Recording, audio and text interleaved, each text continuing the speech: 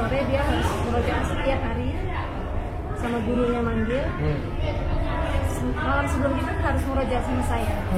Saya nggak bisa langsung ngaji. Iya. Saya nggak pakai. Tapi karena kontrol itu. Karena kontrol. Iya. Kuncinya adalah konsisten sama anakku dari kecil. Ayah dan bunda ini adalah spesialis bedah plastik. Nah, kira-kira apa sih yang dibedah yang selama ini ayah dan bunda fokus? Ar-Rahman 'allamal Qur'an khalaqal insan 'allamahul bayan.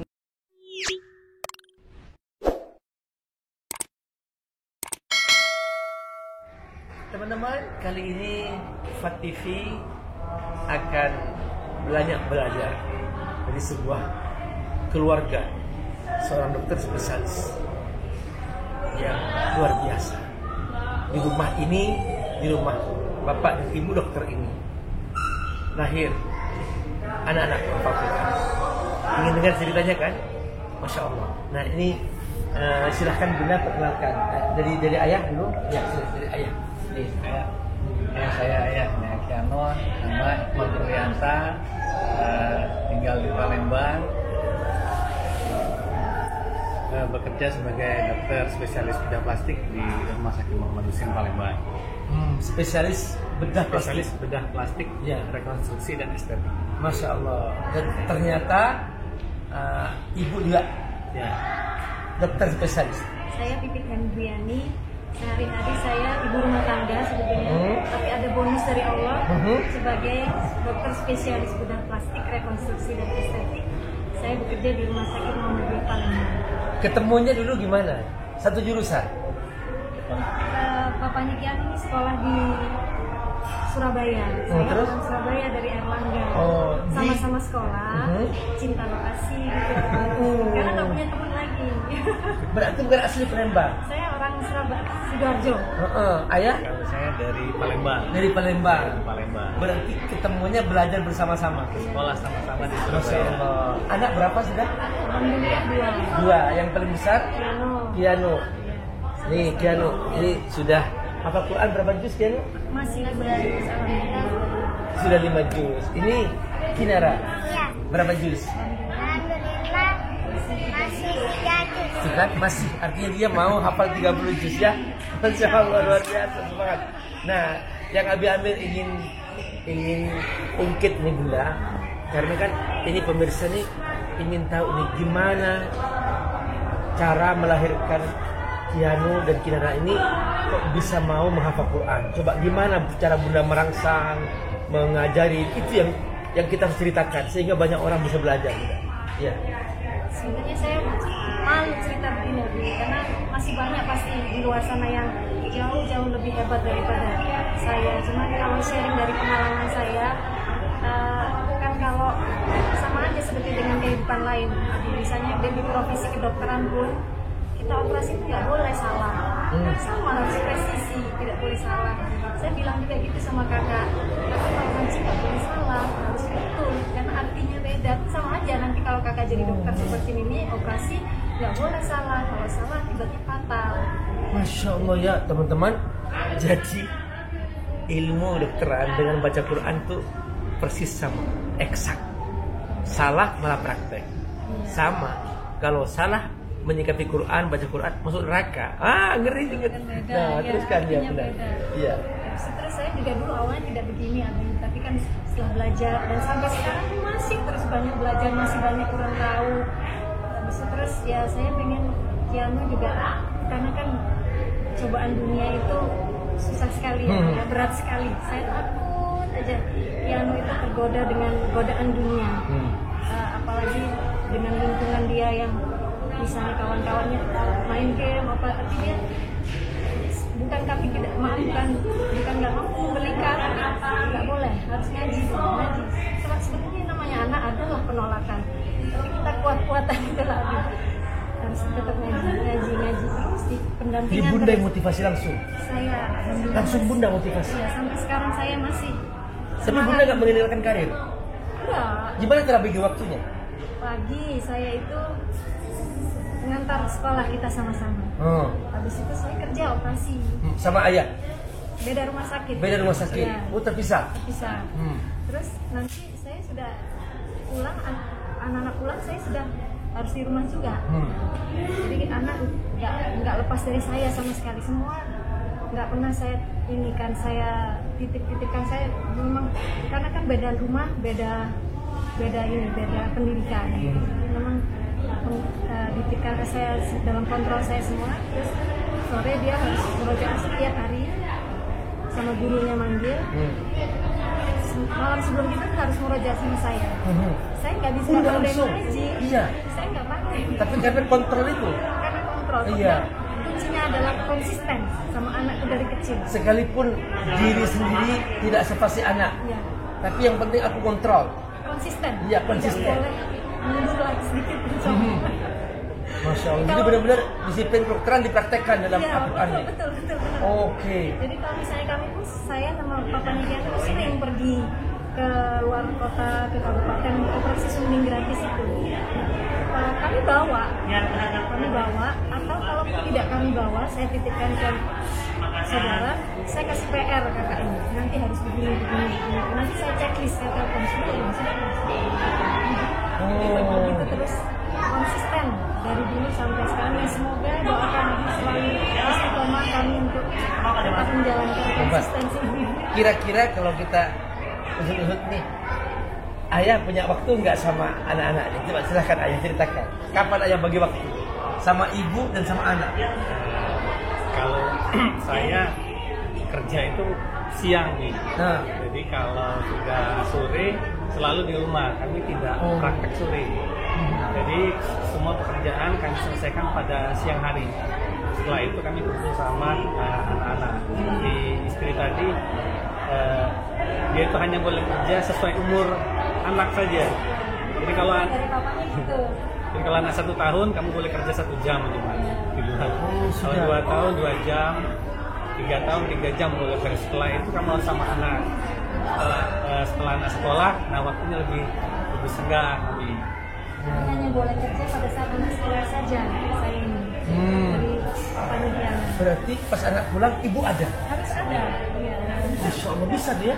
Bisa dia diatur lah gimana caranya. Subhanallah. Nah sekarang nih Abi Amir, ini kan ayah dan bunda ini adalah spesialis bedah plastik. Nah, kira-kira apa sih yang dibedah yang selama ini ayah dan bunda fokus? Apakah bedah kecantikan yang tadinya hidung kurang mancung dimakin mancung, mata yang resek dibikin pelok, atau ada lain yang itu adalah merupakan ternyata rahasia keberkahan keluarga ini? Ternyata mari kita dengar nih apa itu yang dibedahi. Silakan bedah. Ayah dulu. Kalau bedah plastik itu memang bidangnya itu bidang rekonstruksi dan estetik. Kalau estetik itu orang yang sudah normal seperti kita ini pengen matanya belok, pengen hidung mancung, macam. Kalau yang rekonstruksi itu untuk penyakit, kecacatan, kecelakaan, luka bakar, dan kelainan bawaan lahir. Nah, beneran kesibukan kami itu banyak di rekonstruksi yang melayani pasien-pasien dengan kecacatan, sehingga untuk kegiatan estetiknya malah tidak terlayani lagi.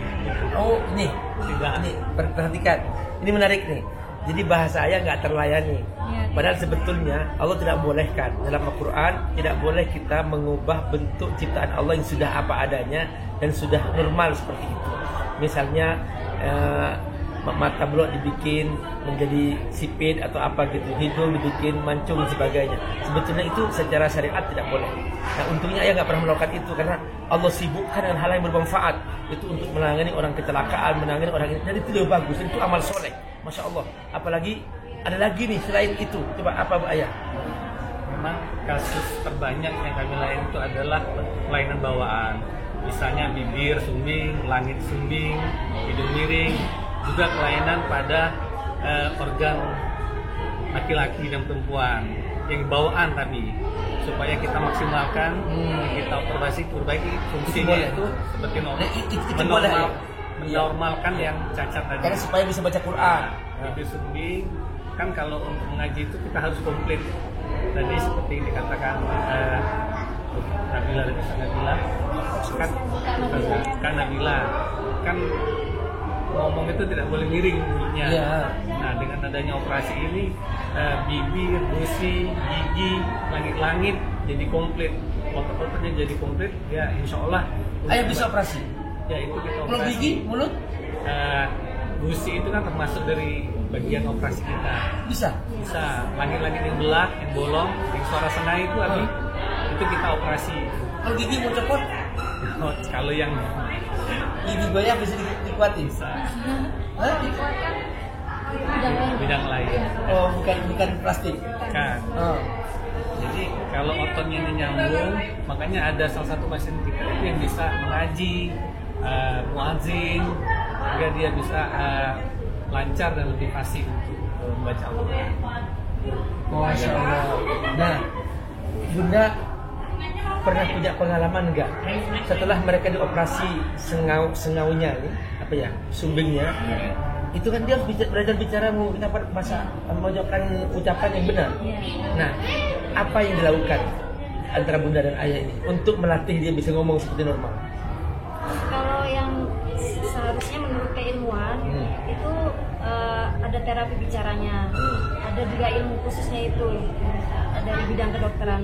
Tapi kan kalau orang di daerah-daerah yang di pelosok-pelosok pedalaman itu tidak bisa semuanya mendapatkan fasilitas seperti di kota besar. Akhirnya kami ini Bunda beristihad. Jadi kami ini minta sama mereka cukup cari ustadz di sana di masjid-masjid, belajar aja huruf hijaiyah. Huruf hijaiyah. Ya. Kemudian karena di dalam huruf-huruf misalnya, terutama misalnya untuk langit-langit, habis operasi langit-langit disuruh belajar lain itu kan untuk menguatkan otot langit-langit misalnya gitu. Terus nanti kalau dia kontrol di Palembang, nanti sama papanya Kianu dites surat Al-Fatihah mereka itu. Dan bisa. Ya, nanti ya mereka ada progres, nanti kontrol lagi ada progres gitu, nanti ini ya nanti PR-nya ini dikasih tahu gitu. Dan berhasil. Alhamdulillah ya, mereka nanti kirimkan voice note atau video ke kami. Kami kalau udah dengar itu rasanya gitu. Masya Allah ya teman-teman. Ini salah satu bukti mukjizat huruf-huruf Al-Quran. Mengapa hitungan pahala membaca Quran itu per huruf? Ternyata Abi Amir baru paham dengan bukti ilmiah seperti ini, bahwa ketika orang yang tadinya sumbing, dia harus merapikan ucapannya dan huruf-huruf yang benar, ternyata itu bisa diselesaikan dengan berlatih huruf-huruf hijaiyah, karena setiap huruf hijaiyah itu ada posisinya. Kalau sudah benar, maka itu dia akan bisa ngomong apa saja dengan bisa. Nah, dengan mudah. Nah, itu dia, teman-teman. Ini subhanallah, terima kasih Bunda telah ini ikut menjadi disertasi tersendiri, Bunda. Bisa menjadi penelitian. Bagus sekali. Dan bahwa huruf-huruf hijaiyah bisa menyelesaikan membantu berbicara problem bibir sumbing misalnya juga. Itu bagus banget. Itu luar biasa. Coba nanti hasil penelitian dikumpulin itu. Nah, siapa tahu nanti di Amerika, di mana mereka tuh bisa dibantu dengan seperti ini. Dan apalagi sekarang di YouTube sudah ada untuk belajar makhrajul huruf kan. Masya Allah. Nah, tadi Ayah pernah menyinggung tentang sesuatu, bahwa ternyata bibir sumbing itu katanya ada hubungannya dengan gizi. Itu gimana ceritanya? Jadi kan memang pasien sumbing ini sendiri kalau kita perhatikan banyak di kalangan yang secara ekonomi rendah. Nah, tapi itu benar bahwa setiap orang pasti sumbing. Asalnya. Asal memang tubuh kita ini berkembang. awalnya kiri dan kanan ini terpisah. Oh gitu. Iya. Jadi ini lekukan ini sebenarnya kalau yang dibuka ini ada tengahnya. Penyatuan itu. Tengah. Jadi tengah, kiri dan kanan. Terus? Ini kalau pada waktu trimester pertama 4 minggu pertama itu dia berpisah kiri dengan tengah ini. Jadi kalau kekurangan gizi untuk menyatu itu kan perlu gizi, Fe, oksigen. Ini kalau dia tidak maksimal, ya, gizi dia tidak mau menyatu. Ada hubungannya dengan air susu ibu. Air susu ibu tentunya ke gizi baliknya. Iya. Kalau air susu ibu setelah Enggak, apakah proses sumbing itu karena kekurangan air susu ibu apa? Tidak. tidak. Beda. Pada saat trimester pertama, pada Pada saat waktu kehamilan. Oh. Awal-awal kehamilan 3 bulan pertama itu yang menentukan gitu. penyatuan semua tubuh kita. Makanya kalau tidak menyatu tidak di dada, di perut bisa terbuka. Gitu. Nah ini kalau di bibir atau di laki-laki, kalau dia tidak menyatu, kekurangan gizi atau infeksi atau sakit-sakit lainnya, nah itu tidak mau menyatu. Nasihat ayah untuk supaya orang nggak punya anak sumbing ketika hamil. Ya silakan. Apa yang dimakan? Jadi setiap wanita hamil, ibu hamil itu memang di protokol pemerintah pun diwajibkan untuk memeriksakan setiap bulan baik ke posyandu atau puskesmas. Apalagi pengantin baru itu harus diwaspadai karena kadang-kadang mereka tidak tahu kalau hamil. Terus mereka memakan obat-obatan yang sembarangan karena ibu hamil itu sendiri dianjurkan untuk tidak memakan obat-obatan dan harus cukup gizinya sehingga bayi yang di dalam perut itu melakukan proses-proses organogenesis namanya, membentukkan organ-organ itu dengan baik. Jadi hamil itu juga harus jelas kapan hamilnya, karena kalau tidak jelas kapan hamilnya itu kita akan sembarangan makan sesuatu yang akan menghambat dari pembentukan bibir tadi. Masya Allah ya, Insya Allah semoga kita kembali ke takdir Allah ya. benar. Allah itu menakdirkan, tapi juga insya Allah Allah juga sudah menyiapkan solusi. Ada ilmu yang untuk mengatasi takdir Allah. Ya, asalkan jangan digunakan untuk mengubah ciptaan Allah. Benar itu ya. Jadi ada operasi, ada ilmunya, kemudian kita kembali ke guru-guru pijaiyah itu untuk melatih mereka insya Allah. Ya, operasi plastik boleh digunakan dalam membantu orang korban kecelakaan sehingga yang muka rusak, tubuh rusak bisa dilakukan. Boleh juga digunakan untuk membantu orang yang sumbing supaya dia bisa ngomong dengan benar dan dia bisa baca Quran. Tapi tidak boleh digunakan untuk mengubah ciptaan Allah yang sudah normal. Misalnya mengubah hidung menjadi lebih mancung, kemudian karena itu sudah Allah desain seperti itu. Dan juga mata sipit dibikin belok dan sebagainya. Kenapa? Karena dia sudah dianggap akan menandingi Allah SWT. Dan ini yang mengerikan. Nauzubillah min dzalik. Semoga berkahi teman-teman. Nih luar biasa. Ingin dengar enggak bacaan Kiano baca Quran? Kiano kira-kira baru baca apa? Yang pendek aja. Ikhlas. Oh iya, betul. Ya, Abi Amir minta Kiano baca Ar-Rahman. 3 ayat 4 ayat lah. Ya. A'udzu billahi minasy syaithanir rajim. Bismillahirrahmanirrahim. Ar-Rahman 'allamal Qur'an.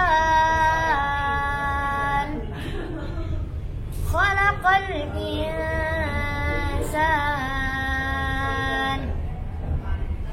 'Allamahul bayan. Asy-syamsu wal qamaru bihusban.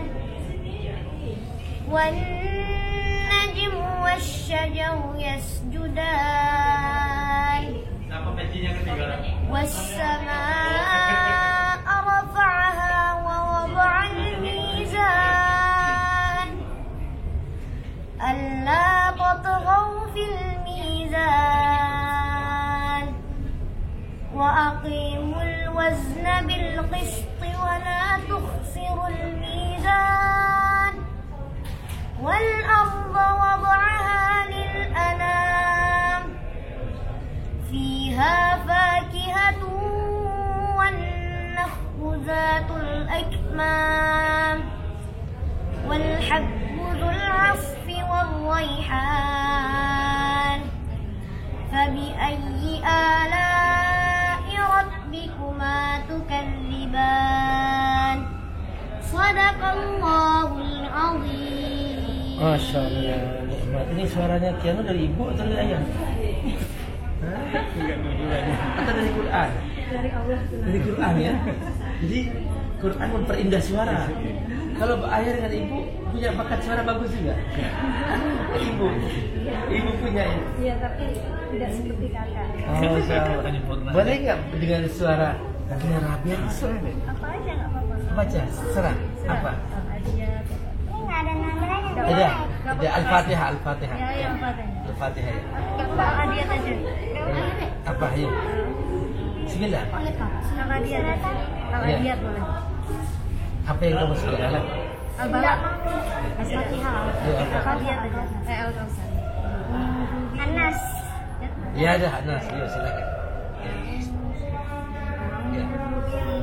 A'udzu billahi minasyaitonir rajim.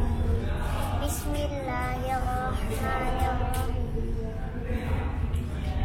Bila mau birabbin nas.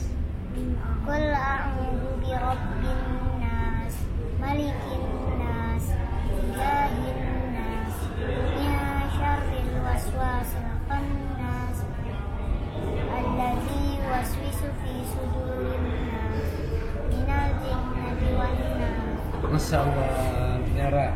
Teman-teman, hari ini kita telah menyaksikan keluarga Al-Quran. Indah. Simak terus di FAT TV bersama Abi Amir kisah-kisah keluarga Quran. Di belahan bumi manapun kita menyaksikan bahwa Allah tidak akan pernah membiarkan bumi ini tanpa Al-Quran. Oke, semoga Allah berkahi insyaallah. Makasih ayah semua, bunda semua. Insyaallah berkah bagi semua insyaallah. Nyara,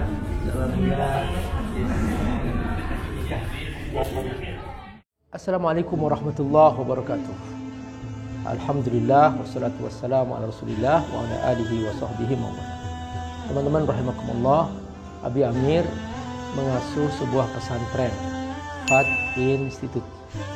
Pesantren FAT ini ada di Jakarta, ada juga di Sukawani, Bogor. Mereka rata-rata adalah anak-anak yatim duafa dan mereka belum punya asrama, belum punya masjid, dan juga mereka membutuhkan pembebasan lahan untuk pesantren. Teman-teman, membantu para penghafal Quran adalah menyiapkan mereka punya masa depan yang cerah, dan otomatis kita juga membantu diri kita sendiri, karena dengan membantu mereka menjadi penghafal Quran, menjadi para ulama, semua kebaikan yang mereka kerjakan, setiap huruf dari Quran yang mereka ulang-ulang, kita semua kebagian pahala.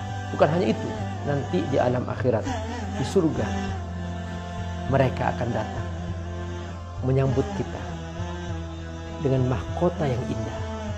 Dan kita semua yang berdonasi untuk mereka akan diberi mahkota yang indah di pintu surga, sehingga kita semua bahagia selamanya di akhirat.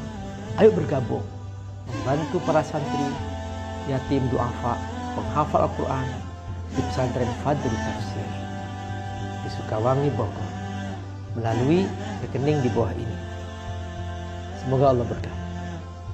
Assalamualaikum warahmatullahi wabarakatuh.